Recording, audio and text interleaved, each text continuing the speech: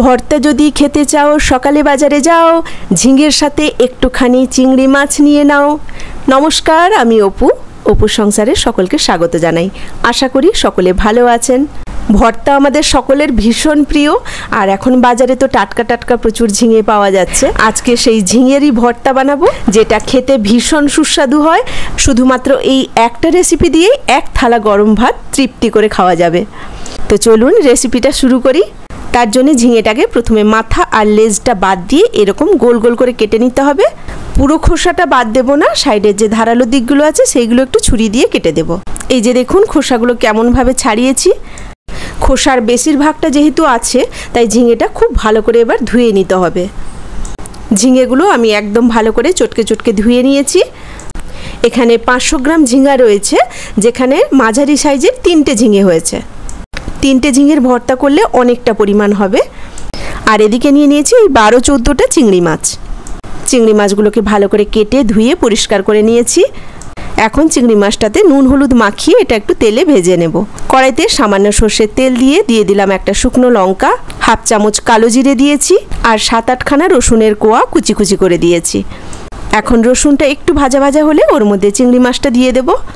এবার চিংড়ি মাছটা একটু ভাজা ভাজা হয়ে গেলে ওর মধ্যে কেটে রাখা ঝিঙেটা দিয়ে একসাথে ঝিঙে আর চিংড়ি মাছটা একটু নাড়াচাড়া করে ঢাকনা দিয়ে দেব। 2-3 মিনিট ঢাকনা দিয়ে একটু ভাপিয়ে নিয়ে ঝিঙেটা মোটামুটি একটু ভাজা হয়ে গেলে প্লেটে ঢেলে ঠান্ডা করে নেব। ঝিঙেটা ঠান্ডা হয়ে গেলে মিক্সির মধ্যে ঝিঙে আর চিংড়ি মাছটা দিয়ে ভালো করে একটু পেস্ট করে নিতে হবে। এই পেস্টটা শিলে অতটা ভালো হবে না, কারণ ঝিঙেগুলো আছে, তাই এই পেস্টটা মিক্সিতেই করলে ভালো। আর যদি হাতের কাছে মিক্সি না থাকে তাহলে শিল নোড়াতেই একটু ভালো করে এটা পেস্ট করে নিতে হবে। আমি মিক্সিতে সবটা ঢেলে নিয়েছি, এখন এটা ভালো করে পেস্ট করে আনছি।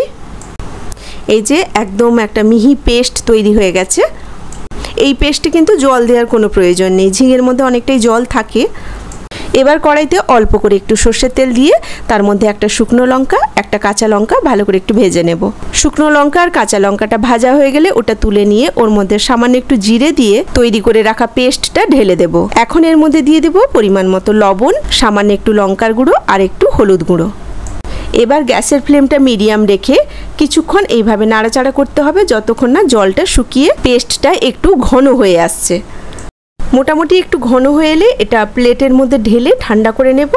এখন ভেজে রাখা শুকনো লঙ্কা, কাঁচা লঙ্কা আর নিয়ে নেব কাঁচা পেঁয়াজ। কুচনো পেঁয়াজের মধ্যে একটু কাঁচা সর্ষের তেল দিয়ে ভালো করে একসাথে সব মাখিয়ে নিলে রেডি হয়ে গেল ঝিঙে চিংড়ির ভর্তা।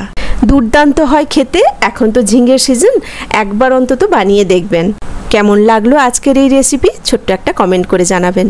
আর যদি ভালো লেগে থাকে তাহলে একটা লাইক দিয়ে দেবেন। সকলে ভালো থাকবেন, সুস্থ থাকবেন। কথা হবে আবার পরের ভিডিওতে নতুন কোনো রেসিপি নিয়ে। আজ এখানেই রাখি। নমস্কার।